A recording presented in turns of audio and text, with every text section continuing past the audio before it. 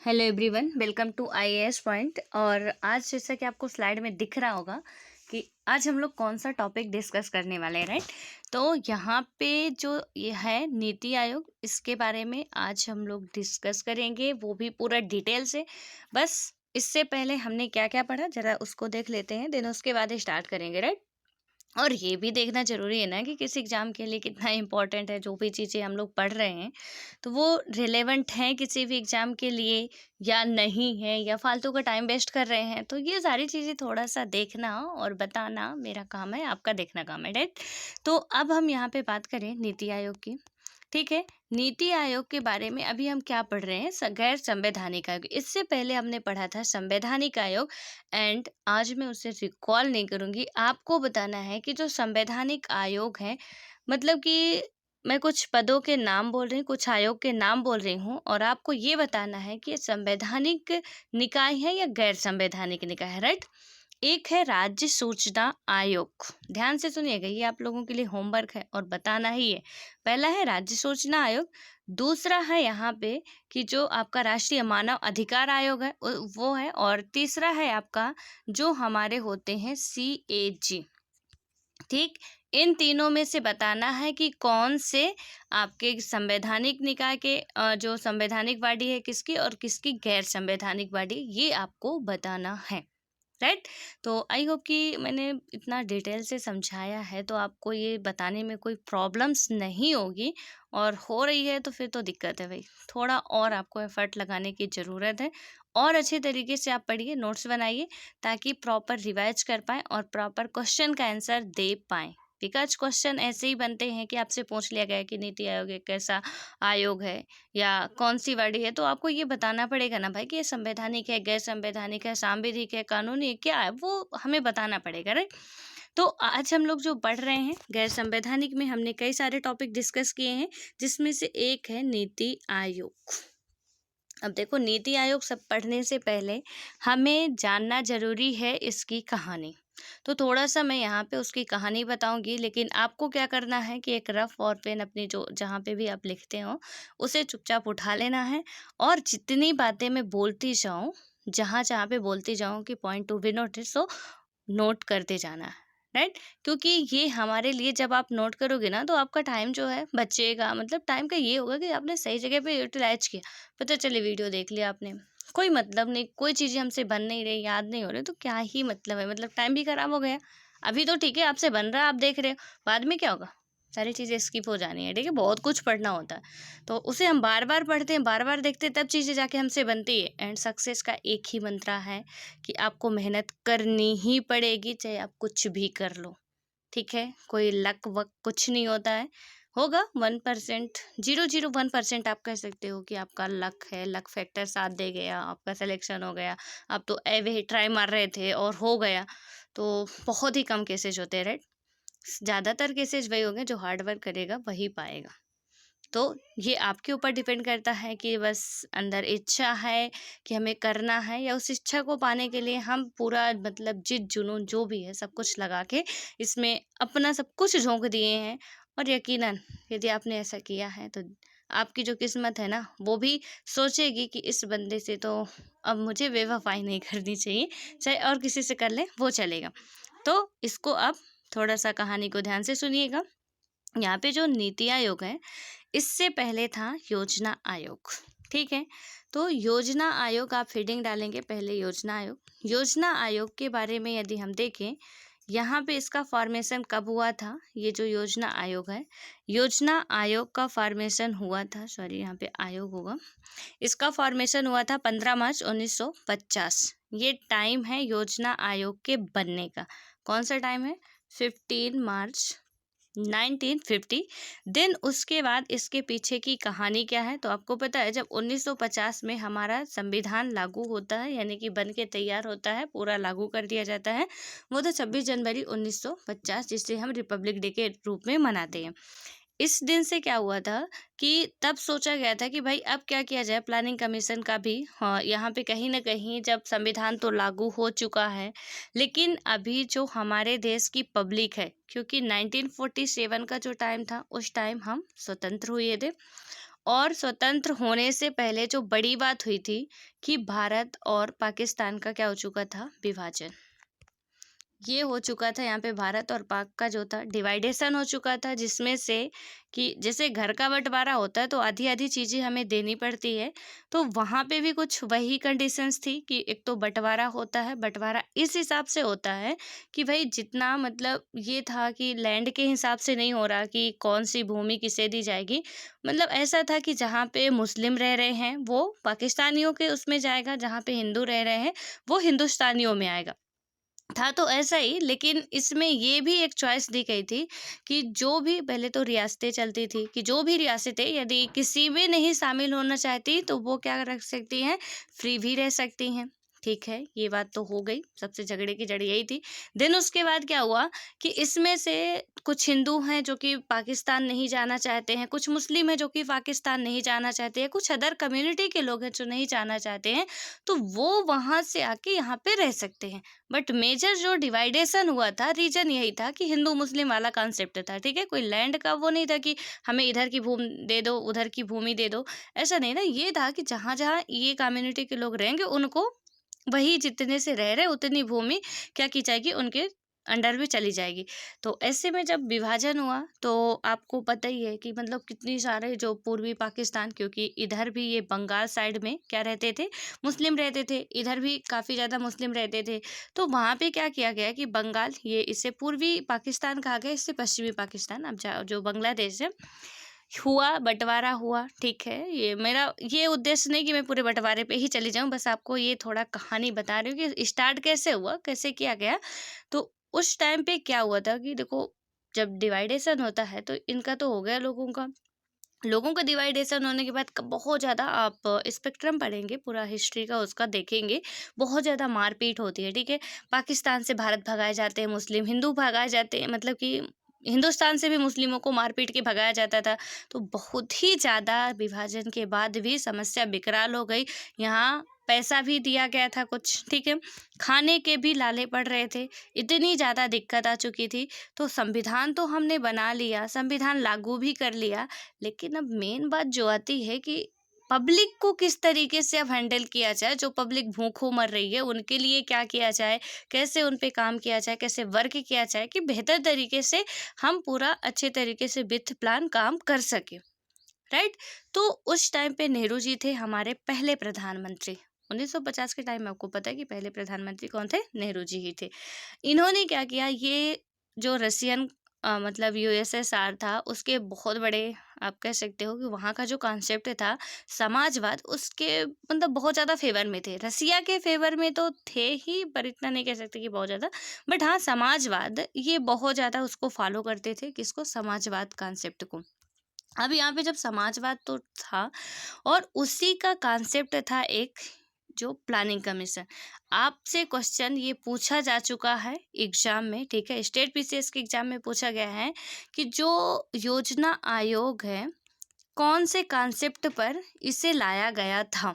ठीक है, तो ये या किस आधार पे लाया गया था या किसके बेस पे लाया गया था, तो ये रसियन कॉन्सेप्ट के बेस पे लाया गया था या यूएसएसआर के कॉन्सेप्ट के उसमें लाया गया था इसे। तो ये बात आपको याद रखनी है, राइट। क्वेश्चन जो मैं कहानी अभी समझा रही थी ये था, और इसके पीछे का रीजन यही था कि नेहरू जी समाजवादी बहुत ज़्यादा थे और इसीलिए इन्होंने इसका गठन किया।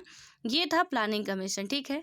प्लानिंग कमीशन जो थी आपकी, इसमें क्या था, इसमें ये था कि मैंने तो सबसे पहले आपको बता दिया कि इसका जो फॉर्मेशन हुआ कब हुआ, डेट वाइज, मंथ, डेट सब कुछ पूछा जाता है पेपर में, एकदम से एक्यूरेट डेट भी लिख लेनी है। मार्च 1950 नहीं लिखना बच्चे, यहाँ पे लिखना है 15 मार्च 1950 एग्जैक्ट डेट, राइट, योजना आयोग जब बना था।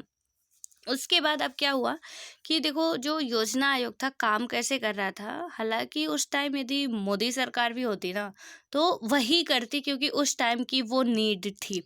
यदि नीति आयोग आज थिंक टैंक पर काम कर रही है तो उस टाइम योजना आयोग की ही जरूरत थी कहीं ना कहीं। देखो नीति आयोग लाना भी मतलब क्या है कि यहाँ वो तो वही वाली हाल हो जाती है कि जैसे अभी हम मर रहे हैं कि एक रोटी का टुकड़ा किसी तरीके का भी मिल जाए या एक रोटी मिल जाए तो भूख मिट जाए, और ऊपर से मतलब आप क्या कर रहे हो कि बढ़िया से जो भी हमारा शाही भोजन होता है, तो उसकी लोग फरमाइश कर रहे हैं, भाई यहाँ रोटी के लाले पड़े हैं तो पेट तो भर लो पहले। अब यहाँ पे शाही भोजन है तो कुछ ही लोगों को मिल रहा है, तो क्या ही फायदा होगा। तो इसलिए ऐसा करना भी वहाँ पे वही वाला जो भी मैंने बताया कि हाल हो जाता है कि जो चाहिए रियल में वो नहीं मिल रहा, जो नहीं चाहिए वो उसकी तो आप फरमाइश कर रहे हो, तो ऐसे में काम बिगड़ जाता। तो रियल में नीड उस टाइम पे थी, क्योंकि योजना आयोग था ना, ये कहीं पे लिखा हुआ नहीं है, मैंने बस याद करने के लिए बनाया है कि योजना आयोग किस तरीके से काम करता था। वन स्कीम ऑल फिट, योजना आयोग का ये कंसेप्ट था कि एक स्कीम है जिसके अंतर्गत सारे पब्लिक फिट हो जाए, यानी कि जो फेलियर इसने फेस किया योजना आयोग ने, यही था कहीं ना कहीं। हालांकि नीति आयोग भी कुछ टाइम बाद उसका हाल भी यही होने वाला है। देखो, लंबे टाइम से जब कोई चीज़ चलती रहती है ना, तो उसे बदलना ज़रूरी हो जाता है। खैर, अभी तो चल ही रहा है। तो इसमें मैंने ऐसा क्यों कहा कि वन स्कीम ऑल फिट, क्योंकि योजना आयोग करता क्या था कि एक तो इसकी अप्रोच थी जो काम करने की, वो थी टॉप अप्रोच, यानी कि टॉप टू बॉटम। यहाँ पे कोई भी गवर्नमेंट की स्कीम आ रही है, एक तो सबसे पहले ये सलाहकारी संस्था थी, ठीक है। अब यहाँ पे कोई भी गवर्नमेंट की स्कीम आ रही है या उसमें कुछ काम करना है, गवर्नमेंट की स्कीम में कुछ सलाह देना, ये क्या करते थे, पहले इनको ध्यान में रखते थे, फिर इनको। यहाँ पे पहले जो जिनको ज़रूरत नहीं थी रियल में, पहले उनके लिए काम किया जाता था, फिर जिनको रियल में ज़रूरत थी उनके लिए बाद में सोचा जाता था। तो दिक्कत बहुत ज़्यादा आ रही थी कि मतलब जो ज़रूरत है, जिस बंदे को चाहिए, उसे तो मिल नहीं रहा। इसीलिए नीति आयोग लाया गया था। तो कभी कभी ये भी पूछा जा सकता है आपसे कि योजना आयोग के फेलियर के कारण क्या थे। तो ये कुछ बातें आपको याद रखना है। तो पहला तो मैंने बता दिया कि इसका अप्रोच जो था थोड़ा टेढ़ा था और इसलिए कहीं ना कहीं दिक्कत हो रही थी। दूसरा रीज़न ये है कि ये क्या कर रही थी कि यदि एक इसने कोई भी मतलब स्कीम वगैरह बनाई, कोई भी यहाँ पे अपना रिपोर्ट तैयार कर रही है, वहाँ पे वो किस तरीके से बनाती थी कि ये कर दे, मतलब ऐसा होता था कि एक ही मतलब एक स्कीम लाओ आप और उसमें सबको चाहो कि सारे के सारे उसके अंदर आ जाए। जैसे सपोज मान लीजिए कि किसान के लिए चाहिए स्कीम, ठीक है, कि मतलब जो भी आपके सीड्स वगैरह हैं बेहतर होने चाहिए, उनके लिए आप कोई स्कीम्स ला रहे हैं। अब ये चाहो कि किसान के लिए जो स्कीम्स आई है वो बच्चों को भी फायदा कर जाए, वो महिलाओं को भी फायदा कर जाए, वो अदर भी जितने काम हैं उन सबको फायदा कर जाए, मतलब कि एक दवाई हर रोग के लिए फायदा कर जाए। तो इस तरीके का इनका काम होता था। तो इसमें फिर दिक्कत होती थी क्योंकि भारत बहुत ही विविधताओं वाला देश है और यहाँ पे जब विविधता बहुत ज़्यादा भरी हुई है तो ऑब्वियस है कि लोगों की इच्छाएं अलग अलग है, लोगों की ज़रूरतें अलग अलग हैं। इच्छाओं को मारिए गोली मतलब इच्छाएँ तो बहुत दूर की बात है कि जब हमारे पास सब कुछ होता है तो इच्छाएँ हमारे अंदर तब आती हैं। पहले तो बेसिक ज़रूरतें ही होती हैं, तो जो ज़रूरतें हैं वो ही मतलब पूरी हो जाए उतना ही बहुत होता है। तो फिर यहाँ पे क्या किया गया है कि मतलब ऐसा इसके फेलियर का आप ये भी कारण एक बता सकते हो।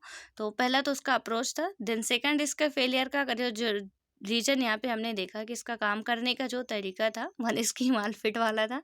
एक योजना बनाओ, सब पे फिट करो, नहीं हो रही ज़बरदस्ती कर दो। तो इस तरीके का कुछ काम चलता था और इसलिए इससे क्या किया गया कि जब आती है भाई मोदी सरकार, ऑब्वियस है कि थोड़ा इनका भी अपना ही एजेंडा होता है। मतलब ठीक है कि पहले आपने जो किया, अब इंदिरा रसोई योजना को पीएम पोषण योजना कर दे रहे हैं, इंदिरा आवास योजना को पीएम आवास योजना कर दे रहे हैं। तो मतलब जो भी ये आते हैं ना, तो इनका मतलब होता है कि हम अपने नाम से कुछ करके जाएं। तो ऐसा तो है नहीं कि अब उनको बदल देंगे, बदल नहीं देंगे। तो जो भी उसमें बदल पाते हैं, नाम ही बदल पाते हैं या थोड़ा बहुत संशोधन कर पाते हैं, वही कर लेते हैं कि भाई चलो अपनी खुशी के लिए हमने ये कर दिया। क्योंकि इंदिरा आवास योजना में जो भी वृद्ध लोग होते थे या बहुत ज़्यादा गरीब होते थे, बहुत ही ज़्यादा गरीब, उनको लिए ज़मीन और घर के लिए पैसा वगैरह जो भी दिया जाता था, ज़मीन भी दी जाती थी उसमें में भी। अब इसमें क्या हुआ कि पीएम आवास योजना कर दिए। पीएम आवास योजना में अब क्या हो रहा, हर व्यक्ति को कितना मतलब कि जो भी गांव शहर में रह रहे हैं उन सबको जो भी उसके फॉलो कर रहे हैं कि हाँ इनके पास अभी कच्चा घर है, गाड़ी नहीं है, ये नहीं, तो उससे वो क्या कर रहे हैं, सबको घर बनाने के लिए पैसा दे रहे हैं। ठीक है, हालांकि शहर में अलग अमाउंट है, गांव में अलग अमाउंट है, पहाड़ी क्षेत्रों के लिए अलग पैसा दिया जाता है, तो उसका प्राइस अलग अलग है कि कितना दिया जाता है। तो इस तरीके से बदल तो नहीं रही, लेकिन उसका ही संशोधित रूप ये लाके मतलब लेके आ जाते। तो यहाँ पे भी आप कुछ भी कहो, हैं तो इसी के बेटे, किसके, योजना आयोग के ही। तो ये योजना आयोग के ही क्या कह सकते हो आप, उत्तराधिकारी के रूप में नीति आयोग आता। लेकिन थोड़ा आता है तो जोश रोश से आएगा ना, ऐसे ही थोड़ी ना आ जाएगा कि मतलब चलो ठीक है आ गया। तो जो वो काम कर रहा था सबसे पहले तो उसकी अप्रोच के जस्ट अपोजिट आप करोगे, तब तो आपके आने का मतलब है, वरना तो क्या ही लाए हो आप। वो वही, उससे अच्छा तो वही वाला था जो पुराना था। तो यहाँ पे इसको क्या किया गया कि जब 13 अगस्त 2014 को मोदी सरकार ने क्या किया, 65 साल हो चुके थे, 1950 से 1900 आपका सॉरी 2014 तक का आप टाइम पीरियड लगा लीजिए, जितना भी आता हो, 65 वर्ष यहाँ पे लिखा गया, ठीक है। इसके बाद क्या हुआ कि भंग कर इसके स्थान पर एक नए निकाय का क्या किया गया, स्थापना की गई, और उसी के अनुरूप में ये घोषित किया गया 1 जनवरी 2015 को नीति आयोग। मोदी सरकार कब आई थी, 2014 में, ठीक है। 2014 से दूसरी बार यहाँ के प्रधानमंत्री बने हुए। यहाँ पे क्या हुआ, 1 जनवरी 2015 को नीति आयोग का क्या किया गया, गठन किया जाता है। ये बात आपको याद रखनी है। योजना आयोग की कब था, 15 मार्च 1950। नीति आयोग का क्या था, तो देखो योजना आयोग का मैंने काम भी बता दिया क्या था, ठीक है। उसके बाद योजना आयोग का जो अप्रोच था काम करने का, वो भी उसके बाद कब गठन हुआ था ये भी आप जान चुके हो। अब नीति आयोग आता है, उसी के उत्तराधिकारी के रूप में आएगा, तो कुछ खास नया नहीं मिलेगा, ठीक, कुछ भी खास ज़्यादा नहीं मिलेगा नया, बट ठीक है पढ़ते हैं जो भी है। इसमें क्या किया गया है, यहाँ पे ये है कि इसकी स्थापना, अब नीति आयोग हेडिंग डाल लेनी है आपको, हर बात छोटे बच्चे नहीं बतानी ना पड़े। नीति आयोग आप हेडिंग डालिए, इसके नीचे आप लिखेंगे 1 जनवरी 2015 यानी कि उसकी स्थापना हुई थी, ठीक है। नीति आयोग का फुल फॉर्म बहुत इंपॉर्टेंट होता है, एक क्वेश्चन में पूछा गया था, शायद रेलवे या एसएससी का क्वेश्चन था, वहाँ पे पूछा गया था नीति आयोग का फुल फॉर्म, राइट। और नीति आयोग के फुल फॉर्म में क्या था, जो ऑप्शन दिए हुए थे, देखिएगा किस तरीके से एग्जामिनर फंसाता है। इसका ऑप्शन क्या था, national constitution for transforming India, then first option. Second option था नेशनल इंस्टीट्यूशनल, कॉन्स्टिट्यूशन नहीं इंस्टीट्यूशनल, तो वहाँ पे क्या दिखा गया था, जो नेशनल इंस्टीट्यूशनल, ठीक है, यानी कि अभी हमने क्या पढ़ा, इंस्टीट्यूशन, और वहाँ पे लिखा गया था ऑप्शन में इंस्टीट्यूशनल। मतलब इतना क्लोज ऑप्शन कौन देता है, थोड़ा सा अंतर था, थोड़ा सा ही डिफरेंस था, यहाँ पे देख लीजिए। इंस्टीट्यूशन लिखा है, इंस्टीट्यूशन ऑप्शन में दिया हुआ था, दोनों ही ऑप्शन थे।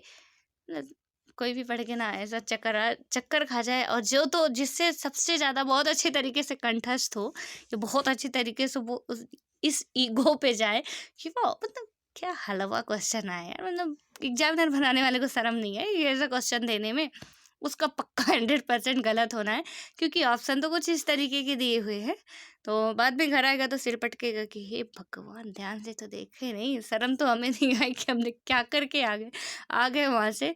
और इसलिए मैं आपका यहाँ पे थोड़ा सा दिमाग ला के बैठा रही हूँ कि प्लीज़ बी केयरफुल, ठीक है।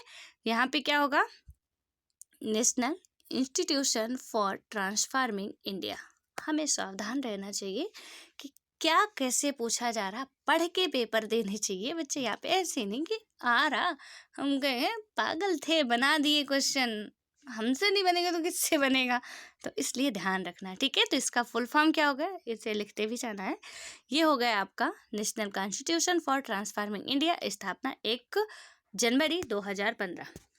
अब इसके बाद देखो ये कैसा आयोग है, हालांकि पहले ही मैं बता चुकी क्या पढ़ रहे हूँ, गैर संवैधानिक आयोग है, लिख लीजिए यहीं पे। ये कैसा आयोग है, तो ये है ना, तो यहाँ पे बताया गया कि ना तो संवैधानिक है ना ही वैधानिक निकाय है, यानी कि ये कैसा आयोग है, यानी कैसा निकाय है, ये है एक गैर वैधानिक, यानी कि संसद के किसी अधिनियम द्वारा अधिनियमित नहीं है। यहाँ पे ऐसा है कि कॉन्स्टिट्यूशन में कोई कॉन्स्टिट्यूशन नंबर नहीं है, एक कानून के द्वारा बनाया गया है, और इसलिए ये वैधानिक आप कह सकते हो कि मतलब गैर संवैधानिक है, कि संविधान में इसका वर्णन नहीं है, ठीक है।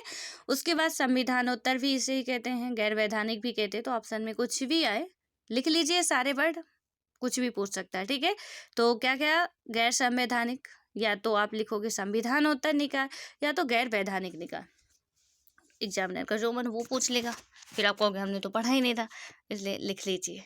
अब आता है यहाँ पे कि अब थोड़ा सा इसका काम करने का जो तरीका है उसे देख लेते हैं, क्योंकि योजना आयोग की तो हमने बुराई कर दी कि भाई उसने तो टॉप टू बॉटम अप्रोच काम किया, यानी कि पहले जिनको नहीं मिलना चाहिए उनके लिए काम किया जा रहा, जिनको ज़रूरत है उनके लिए तो काम ही नहीं किया जा रहा, तो दिक्कत हो रही थी। तो भाई इन्होंने कहा कि चलो अच्छा दिक्कत हो रही थी, अब हम काम करेंगे, देखते हैं कैसे दिक्कत होती है। तो इन्होंने भैया पिरामिड ही उल्टा कर दिया। अब क्या है, पहले इनको जो बॉटम पे थे पहले इनको स्कीम का लाभ दिया जाएगा, फिर इनको, तो इनकी बॉटम अप्रोच काम करने लगी नीति आयोग की। तो ध्यान रखिएगा, ये क्वेश्चन बनते हैं। मैं ऐसे ही आपको कहानी ना बता रही हूँ, उस कहानी में बहुत बड़ा राज छुपा हुआ है, ठीक है। राज्य नहीं राज होता है, तो वो छुपा हुआ, इसलिए ध्यान से आपको लिखते जाना है। यहाँ पे देखो लिखा भी है कि जो ये आपकी योजना आयोग है या नीति आयोग है, शीर्ष के आधार पर, यानी कि जो हमारा अब क्या होगा कि नीति आयोग किस तरीके का काम करेगी, बॉटम अप्रोच पे। मतलब कोई भी स्कीम गवर्नमेंट के द्वारा लाई जा रही है या किसी स्कीम को लाना है, उसके लिए कोई भी योजना बनानी है, तो सबसे पहले ये लोग कहाँ का जांच पड़ताल करेंगे। ये लोग जांच पड़ताल सबसे पहले ये करेंगे कि भाई यहाँ पे मतलब कि जो गरीब हैं, जो कि पिछड़े हुए हैं, जिनको रियल में ज़रूरत है, पहले उनके लिए काम किया जाएगा इसके द्वारा। और बाद में किसी बच गया तो ठीक है, जो आगे संपन्न हैं उनके लिए क्या ही करना है, उनके लिए सब कुछ है, ठीक है। अब आप उन्हीं के लिए करो तो ये तो फिर बेकार ही वो होता है ना, कि हम लोग क्या करते हैं कि जैसे वहाँ पे मान लीजिए कि कोई भिखारी आता है तो उसे दान देने में हिचकिचाते हैं, अरे हट्टे कट्टे कमा लिया करो।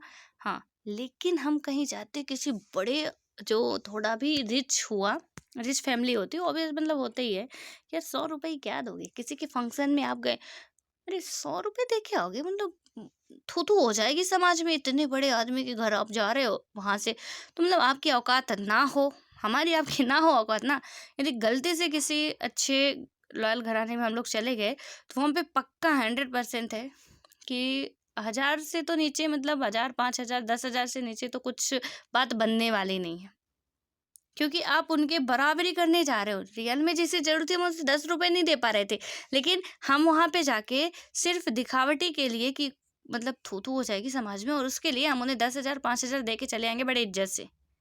हो सकता है कि बहुत ही महंगा, मैं तो बहुत ज़्यादा अपनी औकात से बोलती, हो सकता है कि बहुत महंगा हो जाए, ठीक है, क्योंकि उनके हिसाब से हमें देखना पड़ेगा, हमें अपनी औकात नहीं दिखेगी, हमें उनका दिखेगा कि भाई उनके घर जा रहे हैं तो भाई हमारी थू थू ना हो जाए, वो काम करना पड़ेगा। तो फिर वही है कि जो ज़रूरत है, जिसको आप नहीं दे रहे हो, जिसे ज़रूरत नहीं है, हम उसे भर-भर के खिला रहे हैं, खाओ, खाओ, खाओ, मतलब लो और लो और लो। अब जिसका पेट भरा वो क्या ही खाएगा? भूखा है उसे खिलाओ ना। तो कुछ तो समझ में आए कि हाँ, आपने खाना खिलाया है, वो भी आपको मतलब कहीं न कहीं दुआ देगा कि जो भी है, ठीक है? लेकिन जिसका पेट भरा है, आप उसे ज़बरदस्ती खिलाए जा रहे हो, तो वो क्या ही कहेगा? यार बहुत ही बकवास आदमी है, मतलब मैं मना करते जा रहा हूँ फिर भी खिला रहा है, क्या ही चाहता है। तो वहाँ से तो आपको दुआ तो कतई नहीं मिलने वाली, 2-4 गालियाँ खा लोगे, ज़्यादा ज़बरदस्ती करोगे वो भी सही है, क्योंकि वो ठीक-ठाक है, उनके पास इतनी भूख नहीं है कि आप उन्हें दो। तो इसलिए थिंक टैंक जो ये इस मतलब नीति आयोग है, जो एक थिंक टैंक के रूप में भी काम करता है, यहाँ थिंक टैंक नोट कर लीजिए, ठीक है, कि ये थिंक टैंक के रूप में काम करता है, कहीं पे लिखा होगा, हाँ ये है, ठीक है। तो इसको भी आपको ध्यान रखना है। और कौन सा इसका अप्रोच था, बॉटम अप्रोच था, क्यों किया गया था, क्योंकि यहाँ पे जिसको रियल में फ़ायदा मिलने चाहिए उसको मिले, और इसके लिए ये करना आप कह सकते हो कि ज़रूरी था। अब आते हैं इसके संगठन संरचना, जो भी आप कहें कि क्या है कैसे है। यहाँ पे गठन डालिए, संरचना डालिए, कुछ भी डालिए, ठीक है, कि इनमें कितने सदस्य हैं। पहला अध्यक्ष, जो कि होगा भारत का प्रधानमंत्री। जब नीति आयोग लाया गया उस टाइम 2016 में एमपीपीएससी में क्वेश्चन पूछा गया कि जो नीति आयोग है, तो इसके वर्तमान समय में अध्यक्ष कौन है, ठीक है, ऐसा क्वेश्चन बना। क्वेश्चन के ऑप्शन में था प्रधानमंत्रियों के नाम। प्रधानमंत्रियों के नाम किस तरीके के थे, जैसे हो गए पंडित जवाहरलाल नेहरू, कोई मतलब इतने सारे प्रधानमंत्री, किसी का भी आप ले लीजिए एग्जैक्ट, क्योंकि मुझे क्वेश्चन नहीं याद है, जो मैं समझाना चाह रही हूँ वो चुपचाप सुनिए आप लोग। यहाँ पे क्वेश्चन क्या था कि नीति आयोग के अध्यक्ष कौन है, ठीक है, यकीन ना हो तो आप पेपर जाके देखिएगा 2016 का।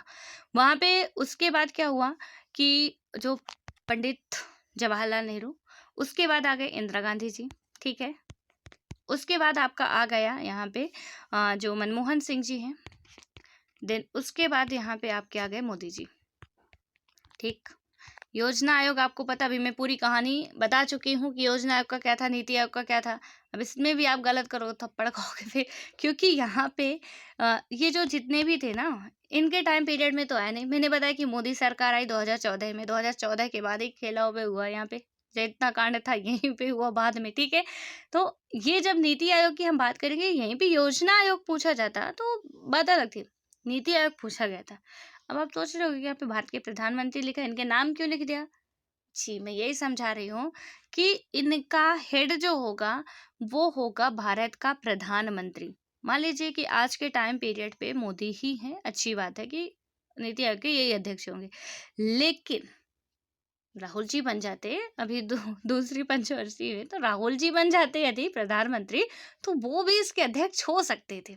ठीक है, तो ये याद रखना है कि पीएम के पद पे जो होगा और जिस टाइम क्वेश्चन पूछा जाएगा, टिक उसी पे मार्क करना है आपको, ना कि आपको जवाहरलाल नेहरू या इंदिरा गांधी या मोदी पे मार्क करना है। ठीक है, जिस टाइम पे पीएम होगा जो, उस पे मार्क करना, क्योंकि भारत का प्रधानमंत्री जो है वही होगा, वो कोई भी हो सकता है। डजेंट मैटर कि वो मोदी है, योगी है, कौन है, उससे फर्क नहीं पड़ता है। याद ये रखना है आपको कि यहाँ पे भारत का प्रधानमंत्री ही इसकी अध्यक्षता करेगा, इसका अध्यक्ष होगा, दैट्स इट। बात इतनी सी है। क्वेश्चन कैसे भी घुमाए फिराए, आपको ये याद रखना है कि आज के टाइम पीरियड में पूछ रहा तो ऑब्वियस है मोदी जी ही होंगे। ठीक है, लेकिन इससे बाद यदि किसी दूसरे की सरकार, ये तो है कि किसी दूसरे की सरकार आएगी और उस टाइम पूछा गया, हालांकि उतने लंबे टाइम तक हमें नहीं पढ़ना, जल्दी नौकरी पानी है। ठीक है, लेकिन उसके बाद भी यदि आए तो फिर वहां पे हम क्या करेंगे, जो होंगे उस टाइम के, तो वही हम बताएंगे कि इसके हेड है। ठीक, आई होप कि आपको समझ में आ गया होगा। अब आता है यहाँ पे हम बात करें कि जो नीति आयोग के हेड हो गए, देन उसके होते हैं उपाध्यक्ष। ठीक है, जो उपाध्यक्ष होते हैं वो कैबिनेट मंत्री के समकक्ष होते हैं। और इसके बाद है जो पहले उपाध्यक्ष बने थे, यहाँ पे जो अरविंद पनगड़िया, याद रखना है पहले उपाध्यक्ष, क्योंकि अभी ही एमपीपीएससी के पेपर में पूछा गया था। देखो मैं एमपीपीएससी का नाम क्यों ले रही हूँ, क्योंकि इसकी ना जो अभी सिलेबस चेंज हुआ, उस सिलेबस में बहुत ही भर भर के सारे आयोग दे दिया है, आधे संवैधानिक आधे गैर संवैधानिक, यूनिट 10 में। तो आप लोगों के लिए तो ये बहुत ही ज़्यादा इम्पोर्टेंट हो ही जाता है। जो एमपी वाले हैं उनके लिए तो मतलब अब क्या ही कहें, कितना इम्पोर्टेंट हो सकता है, आप समझ सकते हो। ठीक है, तो इसलिए ये सारी चीज़ें आपको याद रखनी है कि पहले जो इसके हेड यानी कि उपाध्यक्ष थे वो कौन थे, अरविंद पनगड़िया सर थे। वर्तमान में राजीव कुमार है। ठीक है, आप जिसे कहो वाइस चेयरमैन, चेयरमैन तो मतलब देश के प्रधानमंत्री होंगे, वाइस चेयरमैन में अभी राजीव कुमार है। और पहले कौन थे, अरविंद पनगड़िया थे। वहीं पे सीईओ की बात करें, ठीक है, इसके सीईओ कौन है, तो अमिताभ कांत आपको वर्तमान में दिखेंगे। कौन, अमिताभ कांत जो हैं वो आपको अभी वर्तमान में इसके सीईओ दिखेंगे। मैं आज तक का पूरा डेटा बता रही हूँ, जबकि अभी हम जो 4-5 मार्च नहीं अप्रैल लगा, ठीक है, तो वहाँ अभी 2022 में पढ़ रहे हैं, तब का मैं बता रही हूँ। इसके बाद कोई चेंज हो तो, क्योंकि आप कभी सुने तो ऐसा कहें कि मैडम ने तो ऐसा बताया था, इसलिए मैंने डेट बता दिया कि कभी सुने तो ऐसा कंफ्यूज ना हो। क्योंकि 4-5 मैंने इसलिए कहा क्योंकि वीडियो हो सकता है कि कल भी आ जाए, तो इसलिए ठीक है, ध्यान रखिएगा। तो यहाँ पे ये कुछ इसकी बातें हैं जो कि आपको याद रखने लायक हैं। तो अध्यक्ष देख लिया हमने, उसके बाद जो शासी परिषद है, ठीक है, ये पूरे इनके मतलब शामिल होते हैं। योजना आयोग में सेंट्रल गवर्नमेंट के लोग ही शामिल होते थे, नीति आयोग में राज्य केंद्र शासित प्रदेश और जो हमारे सेंटर के हैं वो सब कुछ यहाँ पे शामिल होते थे। जहाँ पे भी विधानसभा है उनके भी हेड शामिल होते थे। कुछ क्षेत्रीय परिषद है वहाँ के भी लोग शामिल होते थे। विशिष्ट आमंत्रित लोग भी होते थे। कुछ क्राइटेरिया रखा गया है, कुछ फील्ड है, तो जहाँ से लोग क्या किए जाते थे, उन्हें नियुक्त, जैसे कोई विशेषज्ञ, सुविज्ञ एवं अभ्यासी जिनके पास संबंधित क्षेत्र का विशेष ज्ञान हो। कोई भी काम हो रहा, संबंधित क्षेत्र का मतलब क्या है कि मान लीजिए, हाँ, कभी आपको चाइल्ड पे कोई काम करना है, ठीक है, उसका जो भी विशेषज्ञ होगा आप उसे बुला लो। या साइंस पे कोई काम करना है, टेक्नोलॉजी पे कोई काम करना, उसका जो भी विशेषज्ञ होगा, स्पेशलिस्ट होगा, आप उससे बुला लो। तो यहाँ पे इनके प्रधानमंत्री पे डिपेंड करता थे कि मतलब वो किससे यहाँ पे चुन के लाते हैं, ठीक है। तो कुछ विशिष्ट आमंत्रित लोग होते थे। पूर्णकालिक सांगठनिक संरचना, बात करें इसमें पूर्णकालिक सांगठनिक संरचना की, तो यहाँ पे ये सारे के सारे होते थे कौन कौन, जो पूर्णकालिक होते थे। एक तो अध्यक्ष हो गए, उपाध्यक्ष होते थे, सदस्य होते थे, अंशकालिक सदस्य होते थे, पदेन सदस्य होते थे, मुख्य कार्यपालक मतलब कि जो पदाधिकारी हैं वो होते थे, एंड उसके बाद सचिवालय, जो भी आवश्यक समझा जाए, ठीक है। तो इसमें आपको क्या याद रखना है, 4 होते थे आपके पदेन सदस्य। कितने? 4। कौन कौन से? तो ये 4 पदेन सदस्य, 4 स्थायी सदस्य, 2 अस्थायी सदस्य होते थे और 2 अंशकालिक होते थे। कृपया इन शब्दों को आप लिख लें तो बेहतर होगा, यहाँ पे जो हम अभी बता रहे हैं आपको, राइट। तो जो उपाध्यक्ष होते थे वो कैसे होते थे, तो प्रधानमंत्री के द्वारा ही नियुक्त किए जाते थे, वो कैबिनेट मंत्री के समकक्ष होते थे। सदस्य होते थे, ये पूर्णकालिक राज्य मंत्री के पद के समकक्ष होते थे। जो अंशकालिक होते थे, अधिकतम 2 होते थे, मतलब किसी भी फील्ड से इनको उठा के जितने भी दिए गए हैं यहाँ पे बनाते थे इनको। उसके बाद जो पदेन सदस्य में और है, प्रधानमंत्री द्वारा नामित जो अधिकतम मतलब केंद्रीय मंत्रिपरिषद के अधिकतम 4 सदस्य याद रखना है, क्योंकि मैंने जो बताया इसका स्ट्रक्चर कितना, 4 पदेन। उसके बाद आ जाएंगे 4 आपके स्थायी, उसके बाद 2 आ जाएंगे यहाँ पे अस्थायी, और 2 आ जाएंगे अंशकालिक। ये हैं और इनको आपको बहुत अच्छी तरीके से याद रखना है, राइट। अब यहाँ पे विशेषज्ञता प्राप्त शाखाएं जो थी, जैसे कि शोध शाखा हो गया, परामर्शिता शाखा हो गया, उसके बाद टीम इंडिया शाखा हो गया, ये कुछ थे ना। मतलब इनका इसलिए था कि मैंने बताया ना कि जिस फील्ड के लिए आप काम कर रहे हो उनसे कुछ स्पेशलिस्ट लोग हैं तो आप उन्हें शामिल कर लो, तो कुछ उनका भी राय मशवरा ले लो। देखो, क्योंकि यहाँ पे ये है कि भैया आप सलाह वगैरह दो, बनाओ, काम करो, पर ऐसा नहीं कि किसी पे थोपना ही है। तो इसका भी कुछ इसी तरीके की सोचती बहुत है। एसडीजी इंडेक्स भी नीति आयोग जारी करती है, इसका सोचना काम है। सब लोग बैठेंगे, दरबार किएंगे, चाय पे चर्चा होगी, काम कुछ नहीं होगा, काम खत्म। इतना इसका भी नीति आयोग का वर्तमान में काम चल रहा, जैसे कि यूएन की कंडीशन हो रखी ना वर्तमान में, देश में नीति आयोग भी कुछ आया तो बड़े जोश से था, बाकी कुछ हाल इसका उसी तरीके का हो रखा है कि हम आए, सारे लोग ये लोग इकट्ठा बैठते। राज्य के भी, केंद्र शासित प्रदेश जहाँ पे विधानसभाएं हैं, तो अब 3 जगह पे हो गई, ठीक है। दिल्ली, जो पुडुचेरी था पहले इन दोनों में थी, अब जम्मू कश्मीर में भी है। तो 3 केंद्र शासित प्रदेशों में विधानसभाएं, उनके भी मेंबर से शामिल होंगे। तो बस खाए पियेंगे, बढ़िया नाश्ता वास्ता होगा, चर्चा होगी कि इस पे ऐसा करना चाहिए था, उस पे ऐसा करना चाहिए था, ये होना चाहिए था, वो होना चाहिए था, सब कुछ होना चाहिए था। भाई करेगा कौन, बस होना चाहिए था, होना चाहिए था, होता कुछ नहीं है। चाय पानी पिए, बात खत्म, सारा काम खत्म, बस निकलिए अपना टाइम से, और कुछ नहीं है, ठीक है। तो इसको बस याद रखना। बट हमारे लिए थोड़ा बहुत तो पढ़ना पड़ेगा, इसका काम क्या कैसे है, तो वो सारी चीज़ें जितना भी था मैं आपको कवर करा चुकी हूँ।